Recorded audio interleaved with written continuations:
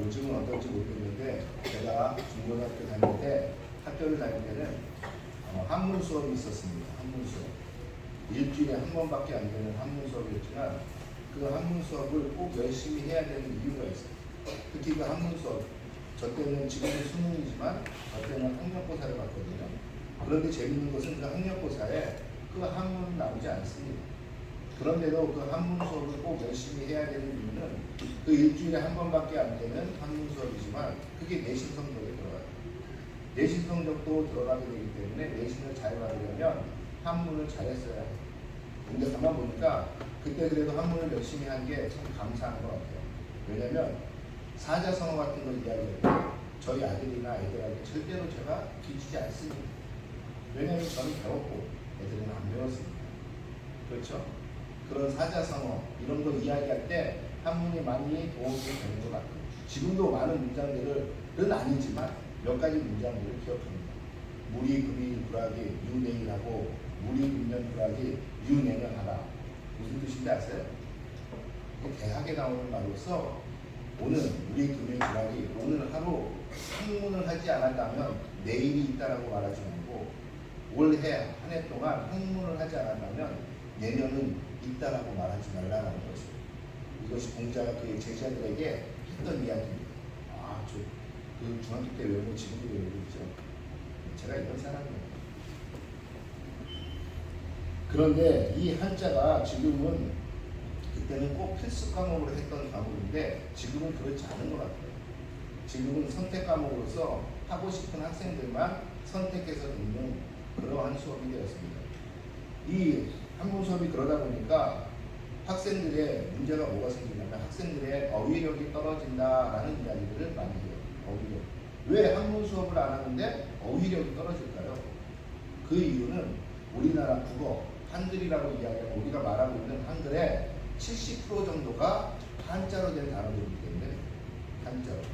한 50%가 조금 넘는 게 한자로 되어 있고 또한 우리 순우리말과 한자가 결합된 게 한 20% 정도 됩니다. 그래서 70% 정도가 한자를 모르면 한문을 모르면 그 뜻을 명확하게 알 수가 없어요. 여러분 우리가 이제 6월 3일 날 한국에서는 뭐 하죠? 대통령 선거하잖아요. 그 대통령이 누구죠? 대통령이 뭐죠? 라고 물어보면 어떻게 그 대통령에 대해서 정의를 내리시겠어요? 대통령? 우리나라를 이끌어가는 프레지던트, 그렇죠? 대한민국을 이끌어가는 프레지던트를 우리는 대통령이라고 말합니다. 라고 이야기할 수 있겠죠. 한 나라를 이끌고 가는 지도자, 최고 지도자를 대통령이라고 말할 수 있습니다. 라고 이야기할 수 있겠지만 그걸 한자로 풀어보면 굉장히 쉬워져요. 큰데 그리고 거느릴 영 그리고 거느릴 통 크게 거느리는 사람이라는 것이에요. 크게 앞에서 거느리는 사람, 그 사람은 대통령이라고 이야기한다는 거죠. 이렇듯 한자로 풀어보면은 그 뜻이 훨씬 명확하고 그 한자는 뭐냐면 한자 자체가 뜻글자잖아요. 그렇기 때문에 한자로 그 뜻을 풀어보면 아 이게 그 뜻이구나 라는 것이 훨씬 강하게 다가옵니다. 우리 화평의 이름은 큰아들 이름은 화평입니다. 우리가 화평 그러니까 다 알아듣는 단어잖아요. 아 그 샬롬, 그러니까 피스. 그래서 학교에서 피스라는 부르는구나 라고 생각을 하지만 우리 둘째 이름은 화빈입니다. 화빈은 무슨 뜻이지? 화빈? 왜 화빈이라고 지었지?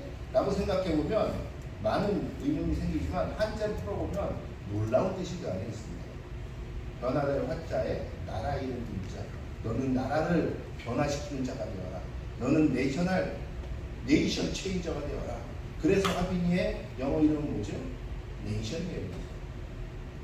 이처럼 그 뜻 속에 화빈이라는 뜻 속에 한자를 모른다면은 아마도 그 화빈이가 가지고 있는 그 이름을 정확하게 그 의미를 정확하게 알지 못할 것입니다.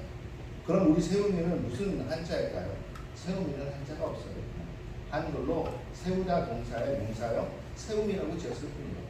너는 하나님 나라를 세우는 자가 되라. 라는 의미에서 세움이라고 지었어요. 그런 것처럼 한자를 알게 될 때 조금 더 명확하게 된 뜻을 알 수 있게 돼요. 요즘에 그러나 그 한자를 선택 과목으로 지정받게 되다 보니까 많은 학생들이 그 어휘력이 딸리게 되고 그러다 보니까 뭐 국어연구원이라든지 한자가 필요한 그러한 직업군에서는 어떠한 현상이 발생되게 되냐면 그 서류를 그곳에 취직할 때 서류를 제출하게 될 때 한자 능력 검증 시험을 한 국가에서 검증 시험이거든요. 그 검증 시험을 한 것을 내라고 이야기합니다. 당신의 한자 어휘 실력이 어느 정도 되는지 그것으로 평가해 보겠다라는 거죠. 여기 우리 필리핀에서 공부하는 우리 12년 동안 공부한 학생들은 한국에 들어가서 한국의 대학 들어가려면 뭐 시험 봐야 되죠? 필수적으로 토픽 봐야 되죠. 한글 능력 시험을 봐야 되는 것처럼 한자 능력 시험을 꼭 제출하라고 이야기해요. 왜냐하면 그 어휘력 때문에.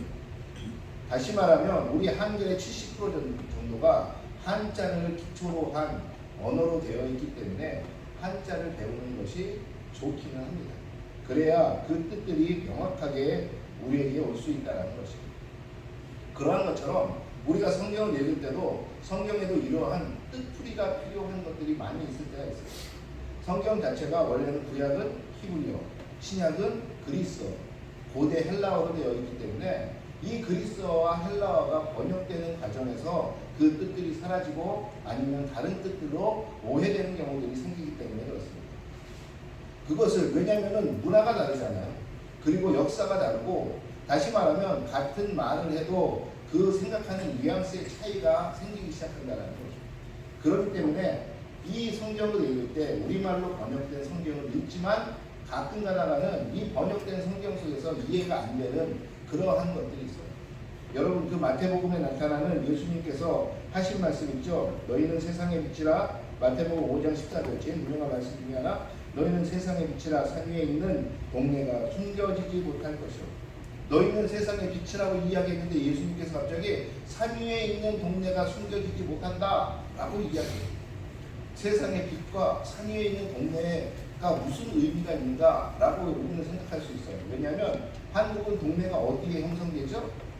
동네가 분지 그리고 사통팔달로 이어지는 그러한 교통의 요지에 동네가 생기게 돼 있어요. 마을이 생기고. 다시 말하면 분지, 산속이 아니라 산 위가 아니라 산 아래에 분지에 농사 짓고 그 다음에 교통하기 편한 데에 마을이 생기게 되어 있다는 것입니다. 그런데 이스라엘은 마을이 어디에 형성되었느냐? 이러한 분지 그리고 넓은 평야가 있는 이곳에 이스라엘 마을들이 있는 것이 아니라 이스라엘 마을들은 전부 다 산꼭대기에 있어요. 여러분 예루살렘 가보셨나요?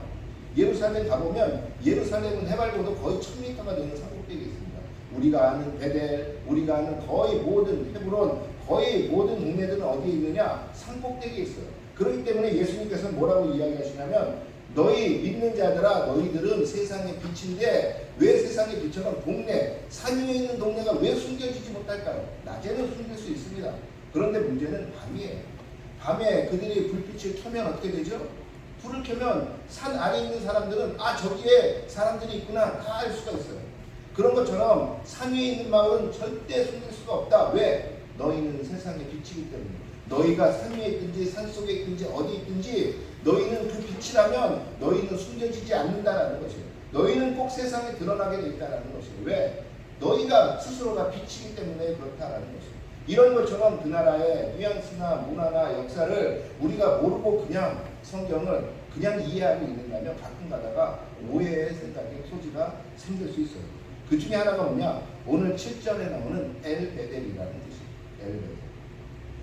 오늘 보니까 하나님께서 창세기 35장에서 다시 야곱에게 나타나십니다.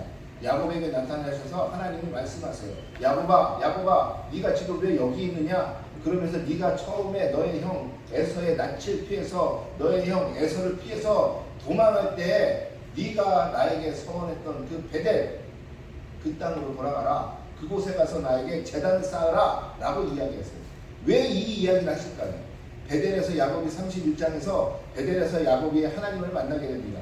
그 야곱에서 이 하나님을 베델에서 만나게 될 때 야곱이 그곳에서 이 땅은 두려운 땅이고 하나님이 계시는 하나님의 집이라고 이름을 베델이라 짓고 그가 하나님께 서원하기를 뭐라고 서원해요? 하나님 당신이 지금부터 내가 바다나라에 있는 내 외삼촌의 집에 무사히 도착하게 하시고 그곳에서 내가 다시 거부가 되어서 아버지 이 땅까지 내가 무사히 돌아오게 하시면 내가 이 베델로 다시 돌아오게 하면 아버지가 계신 이 가나안 땅으로 다시 돌아오게 하면 내가 이 땅 베델에 당신의 제단을 쌓고 당신께 영광을 돌리겠습니다.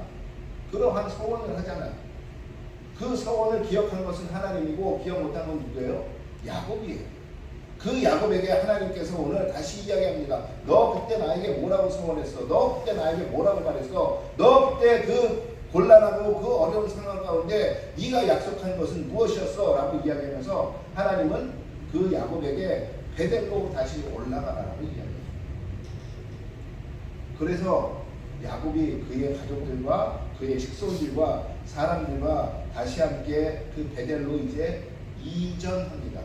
그가 살고 있던 세겜 땅에서 베델로 이전하게 돼요. 이전해서 그가 베델로 올라가서 그가 어려웠을 때 만났던 그 하나님 앞에 제단을 쌓고 그곳 땅을 오늘 보니까 뭐라고 이야기하냐면 엘 베델이라 불렀더라 라고 이야기합니다. 그러면 베델에서 다시 이 땅의 이름이 엘 베델로 바뀐 것인가? 라고 우리는 추측할 수가 있습니다. 그런데 그것이 아니라 엘 베델이라 부르는 것은 하나님의 베델, 하나님의 집, 하나님의 땅 베델이라는 뜻입니다. 그러니까 베델은 지명 이름이고 이것이 하나님의 베델이라는 뜻이에요. 다시 말하면 27장에서 하나님께서 야곱을 다시 부르십니다. 야곱을 부르면서 그 단단한 외삼촌 집에 있는 야곱을 부르면서 하나님께서 뭐라고 이야기하시면 야곱아 이제 네가 왔던 가나안 땅으로 돌아가라 라고 이야기해요. 네가 머문 곳에서 이제 떠나라 라고 하나님은 말씀하시는 거예요. 떠나는데 어디로 가라 라고 이야기하냐면 네가 소원한 땅 그 베델로 가라 라고 이야기해요. 그럴 때 그때 하나님이 뭐라고 얘기하시냐면 자신을 야곱에게 다시 소개하시는 걸 이렇게 얘기하세요. 나는 베델의 하나님이다 라고 이야기했어요. 다시 말하면 지금 야곱은 무엇을 고백하는 거냐면 이 베델에 계신 하나님을 내가 다시 와서 만납니다 라고 고백하는 게 엘 베델이라는 뜻이에요. 이곳 지명을 엘 베델로 바꾸는 것이 아니라 이 베델에 계신 하나님을 내가 다시 만납니다 라는 고백을 하고 있다는 것이에요. 이 베델 하나님의 집에 거하시는 그 하나님을 하나님께로 내가 다시 돌아왔습니다 라는 것이에요. 그렇기 때문에 11절에 보니까 뭐라고 얘기해요? 그가 하나님이 자기가 말씀하신 곳에 이름을 베델이라 불렀더라. 그곳의 지명은 베델이에요. 그렇지만 그 지명에 계신 하나님을 내가 만났다라는 것이에요. 그냥 베델로 간 것이 아니라 베델에 가서 하나님을 만났다라는 것을 강조하기 위해서 그는 엘베델이라고 이야기하는 것입니다. 여러분 베델에 가면 무엇합니까? 여러분 교회에 오시면 뭐예요? 이 교회에 와서 교회에 오면 우리가 저절로 거룩하여지고 교회에 오면 저절로 우리가 믿음이 생기고 교회에 오면 이 예배당 안에 있으면 우리가 저절로 하나님의 사람으로 더 굳건하게 자랍니까? 그렇지 않아요. 이곳에 오는 이유는 이곳에 계시다고 우리와 함께 계신다고 예배를 받으시게 계시는 그 하나님을 만나러 오는 것입니다. 오늘 야곱이 가는 것은 뭐냐면 그 베델 지명에 베델에 이사가기 위해서 베델로 올라가는 것이 아니라 그 베델에서 만난 그 하나님을 다시 찾기 위해서 가는 것입니다. 베델에 가서 하나님을 다시 만나기 위해서 가고 있다는 것입니다. 다시 말하면 그가 베델에 올라가 오늘 7절에서 엘 베델이라고 이야기하면서 그가 하나님 앞에 이야기했던 그 이유는 무엇이냐? 바로 내가 하나님 앞에 그 하나님을 다시 만나러 올라왔다는 것입니다. 이 지명에 이 어떠한 장소에 온 것이 아니라 하나님 내가 당신 앞에 다시 왔습니다. 하나님이 어디로 떠나라고 얘기하셨다고 했어요? 간단한 그 외삼촌 집에 있을 때 베델로 가라고 했지만 그는 베델에 머물지 않았어요. 어디에 머물었습니까? 그는 그 형을 만나고 그 형이 함께 그 아버지가 계신 헤브론으로 가자라고 이야기하니까 형님 미안해요. 형님 먼저 가세요. 제 지금 말들과 제 양들과 제 모든 것들이 지금 너무 지쳐서 제 뒤에 따라갈게요. 얘기하는 게 어른가요? 그 형님이 사시는 그 반대편으로 가요. 그리고 그 땅이 세겜이에요. 그 땅에 세겜에 들어갔더니 어떤 일이 벌어져요? 세겜에 들어가서 그곳에서 평안히 세겜 사람들과 살려고 했더니 자기의 유일한 외동딸 디나가 그곳에서 세겜, 다시 말하면 그곳 세겜 땅의 족장 아들의 이름이 세겜이에요. 세겜에게 겁탈당하는 사건이 벌어지고 그것 때문에 자기의 아들들이 그 세겜에 있는 남자들을 다 죽이게 되는 그런 일이에요. 그럴 때 하나님은 다시 말씀하세요. 너 여기서 뭐하냐? 그러면서 베델로 와라. 내가 너에게 말한 곳은 나에게 오라라고 이야기하는 것이고 그곳은 베델이야. 다시 말하면 베델에 있는 나를 만나러 오라는 것입니다. 그래서 야곱은 그 장소, 지명이 아닌 베델에 계신 하나님께로부터 지금 올라갑니다. 하나님께로 지금 올라가고 있다는 것입니다.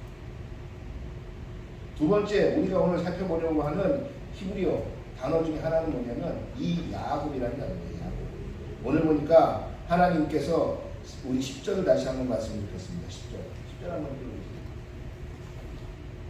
10절 함께 읽겠습니다. 시작.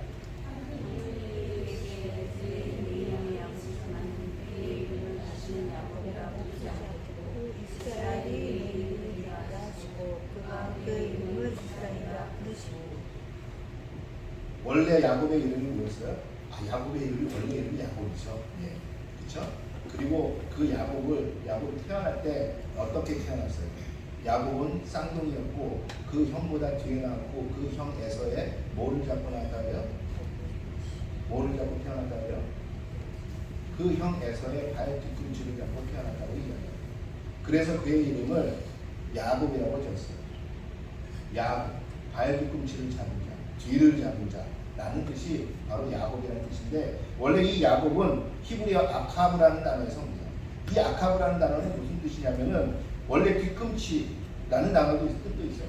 그런데 이게 동사로는 어떠한 뜻을 갖냐면 뒤에 있는 사람, 아니면 뒤에 있다, 뒤에서부터 오다, 아니면 어떤 사람의 발 뒤꿈치를 잡다라는 뜻입니다.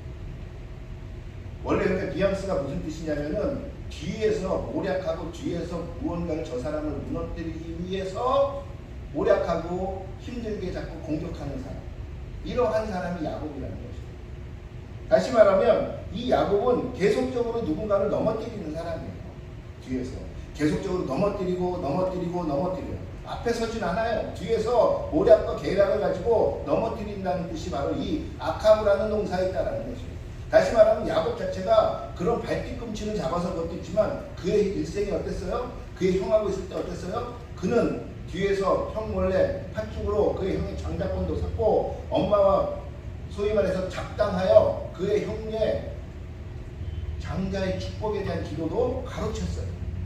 그러니까 형의 뒤에서 계속적으로 모략을 일삼으며 그 형을 무너뜨리고 그러한 사람이 야곱이었어요.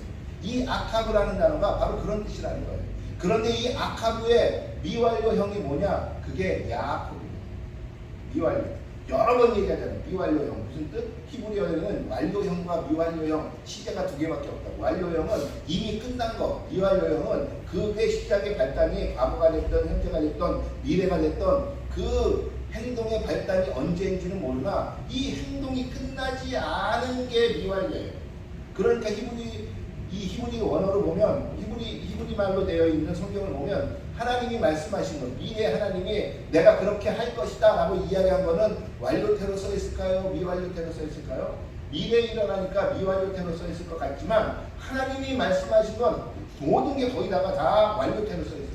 미래 100년 후에, 미래 1000년 후에 내가 이렇게 하겠다 이야기했지만 왜 미래로 쓰지 않고 완료태 과거로 써놨을까요? 그 이유는 오직 하나, 하나님이 언젠간 꼭 이루시기에 하나님이 말씀하시면 이것은 이루어진 것이다 라는 것입니다.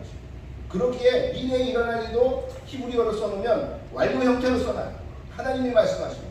이 미완료태는 뭐냐면 아직 이 행동이 끝난 게 아니에요. 야곱이라고 이야기하는 건 뭐냐면은 사람을 뒤에서 넘어뜨리려고 계속적으로 공격하고 계속적으로 넘어뜨리는 이 행동이 계속되고 있다는 것입니다. 야곱의 한번 삶을 보세요. 야곱의 삶은 늘 그런 삶이에요. 늘 그런 삶으로서 계속적으로 뒤에서 다시 꿍꿍이를 하고 다시 무언가를 생각하고 무언가를 생각해서 내 이득을 도모하는 사람이 야곱이었어요. 왜 앞에 있는 사람을 넘어뜨리고 그의 뒤꿈치를 잡고 그 뒤를 자꾸 잡을까요? 나를 위해서 그런 거예요. 나의 이득이 가장 중요하고 내 이득과 내 삶과 나의 평안함, 이것을 지키기 위해서 앞에 있는 사람을 잡고 붙잡는 것이에요. 그 사람이 나아가지 못하게, 그 사람보다 내가 한치라도 더 앞에 나가야 되니까 붙잡는 사람, 이런 사람이 야곱이라는 것이에요.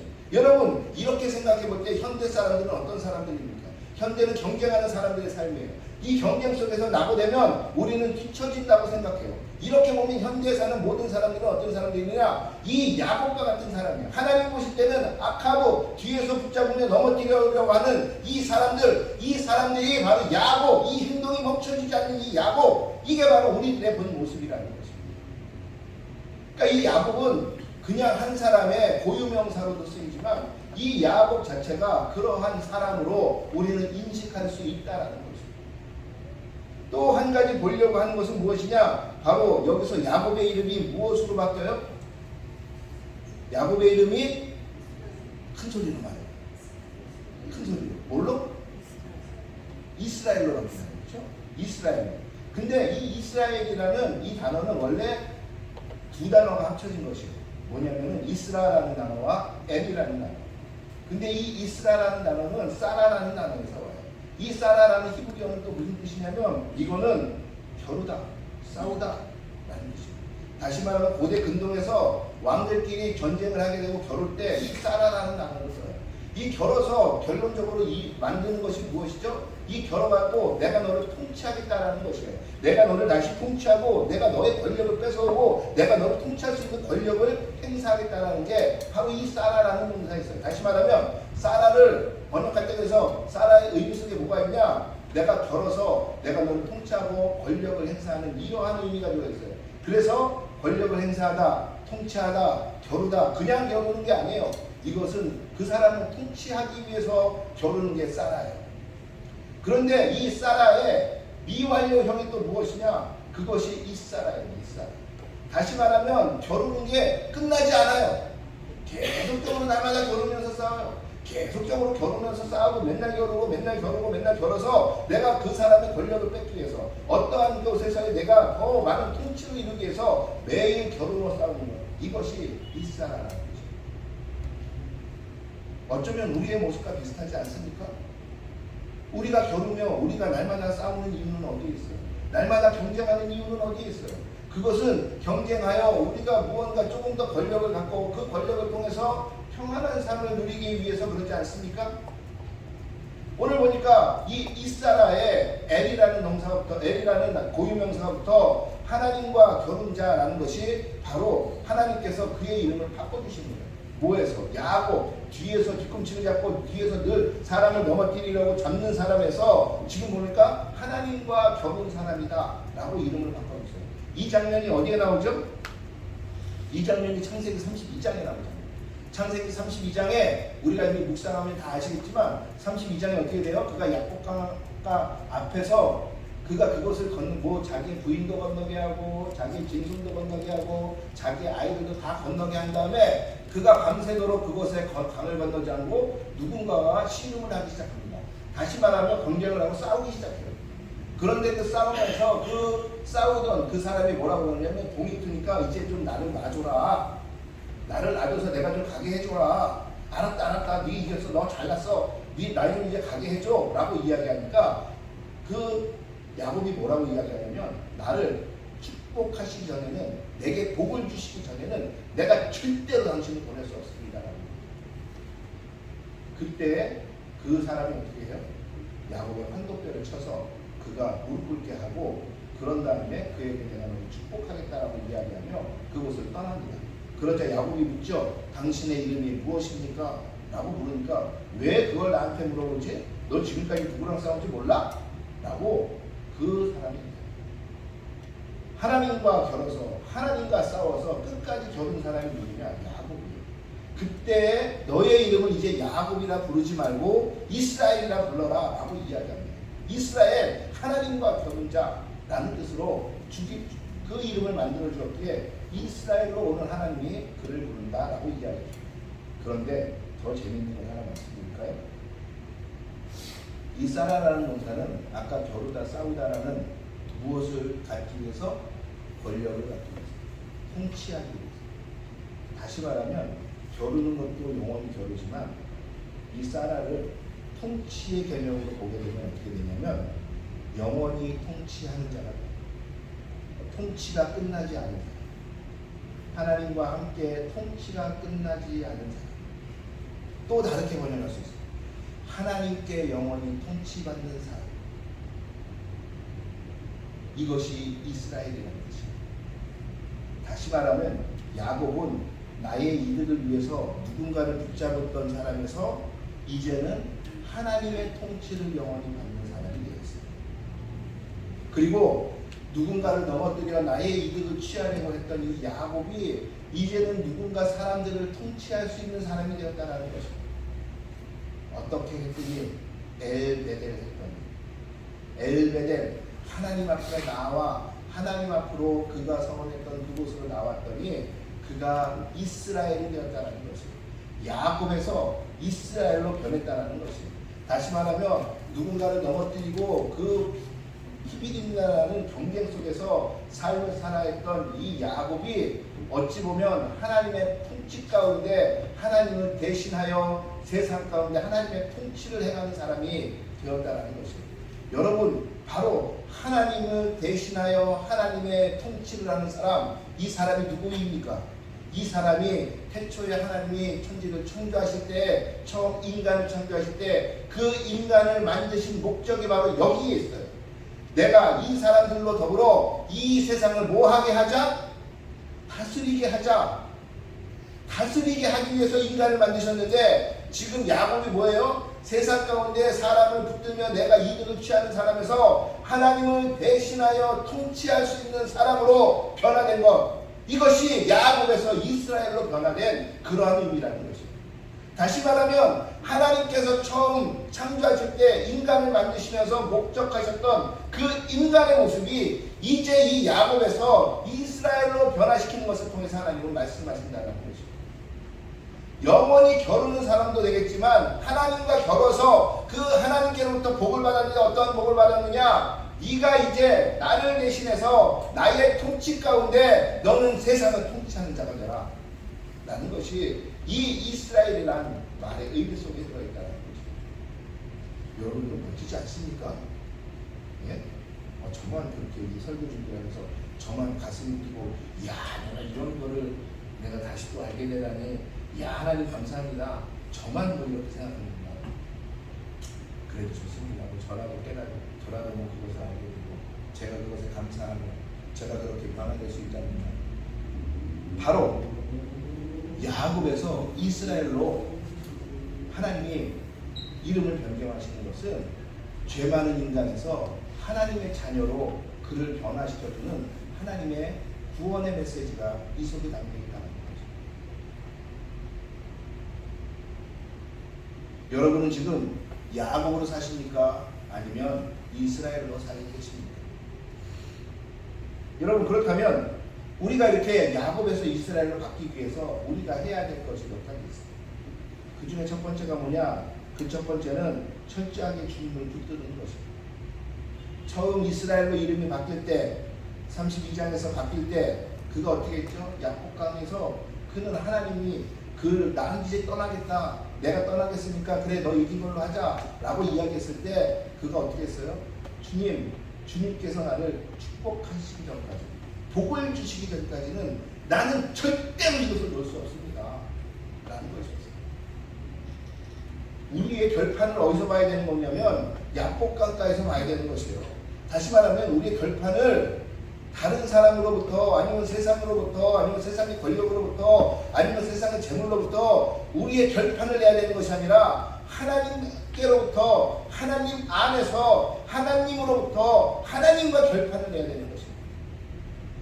내가 가지고 있는 고민과 고통, 그 다음에 내가 가지고 있는 어려움들을 어디서 풀어내야 되느냐, 그것을 세상 가운데서 풀어내는 것이 아니라 내가 어떤 좋은 변호사를 찾아가든가 아니면 좋은 권력자를 찾아가든가 이러한 것으로 우리가 그 문제를 풀어내는 것이 아니라 어디서 풀어내느냐, 그가 마지막에 이제 형 앞에 나아갈 때 그의 모든 것을 다 내던지고 그가 그의 재물도 그의 그 짐승들도 그가 가지고 있던 모든 것들 종들도 심지어는 그의 부인과 자식들까지도 야복강에 먼저 건너가게 하고 그가 마지막까지 남아서 그가 붙든 것이 무엇이었냐?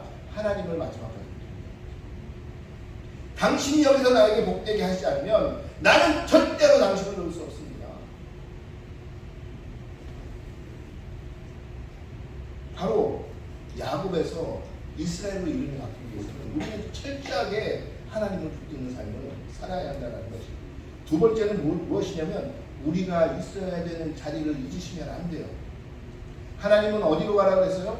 계속해서 밧단아람으로부터 너 다시 가나안으로 돌아가, 너 다시 아비의 집으로 돌아가 라고 이야기할 때 하나님은 계속해서 야곱에게 이야기하십니다. 베델로 돌아가라, 베델로 돌아가라, 베델로 돌아가라 라고 이야기하시는데 그 야곱은 어디로 가요? 내 눈에 좋아 보이는 곳으로 계속 갑니다. 돌아오긴 돌아오지만 그는 그 눈에 좋아 보이는 대로 돌아가요. 그는 순종하긴 순종하지만 그가 순종할 수 있는 것과 내가 좋은 것만 순종한다는 것이죠.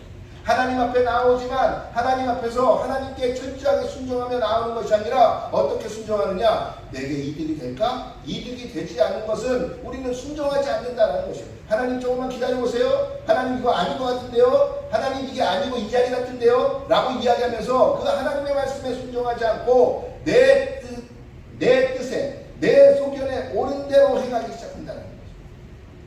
그것이 우리가 있어야 할 자리에 있지 않는 것이에요.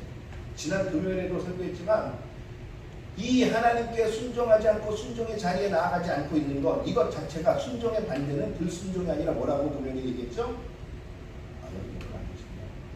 순종의 반대는 불순종이 아니라 교만이에요.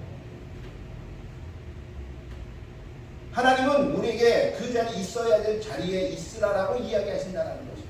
여러분, 내 이름이 야곱에서 이스라엘로 바뀌기 위해서는 우리는 그 자리에 있어야 하는 것이에요. 어느 자리? 베델이라는 순종의 자리로 우리는 나가야 하는 것이에요. 내 소견에 주님 그거 아닌 것 같아요. 주님 죄송하지만 좀 기다려주세요. 아무리 논리적으로 생각해봐도 그건 아닌 것 같아요. 먼저 그럼 내게 축복을 주시면 내가 한번 생각해 볼게요. 아니요. 하나님은 베델로 그 자리를 지키라라고 말씀하십니다.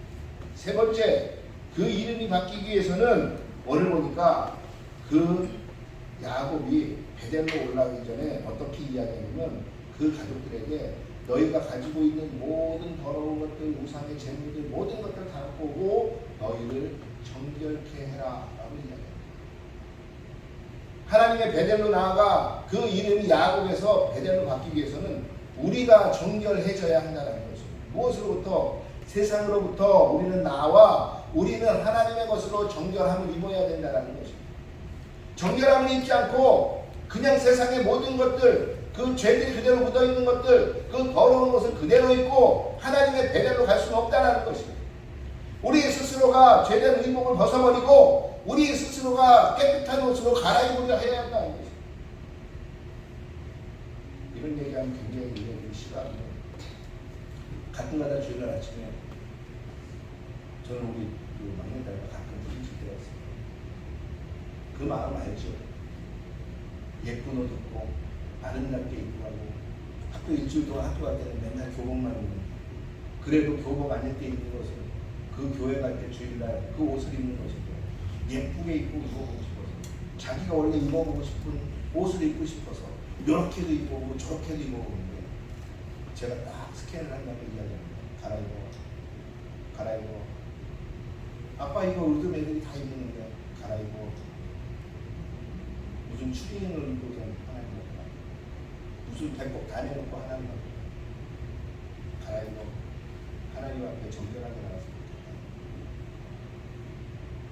하나님 앞에 나올 때 정결하게 나오라는 것입니다. 여러분, 이것은 과연 옷만 그럴까요? 아니요. 우리의 마음가짐, 우리의 모든 것을 정결하게 나와야 한다는 것입니다. 우리가 나오기 전부터 우리의 마음가짐에 우리가 마음으로 준비하고 우리의 모든 것들을, 주변의 모든 것들을 살펴보며 내가 지금 하나님 앞에 나아가는데 나를 방해하는 것들이 있나? 라는 것을 살펴보며 나가는 것입니다.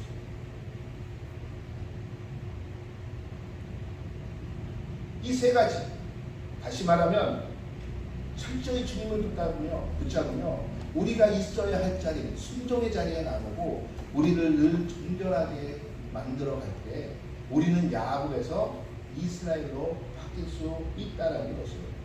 여러분, 우리는 이 이름이 바뀌어야 돼요. 원래 있었던 나의 이름에서 하나님이 불러주시는 이름 이스라엘로 바뀌어야 된다는 것이에요.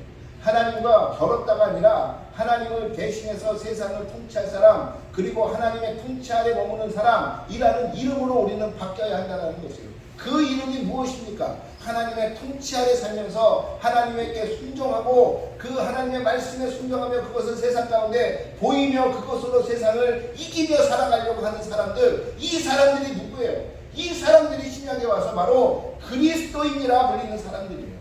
우리 그리스도인들, 다시 말하면 성경에서 이야기하는 유대인들이 아닌 그 야곱의 12아들들의 그 족속의 사람들이 아닌 그 그리스도인들, 지금 신약에서 그리스도인이라고 이야기하는 우리들이 바로 야곱에서 이스라엘로 이름을 바꾸는 삶을 살아가는 그러한 사람들이라는 것입니다. 여러분, 그러한 삶으로 살아가셔야 합니다.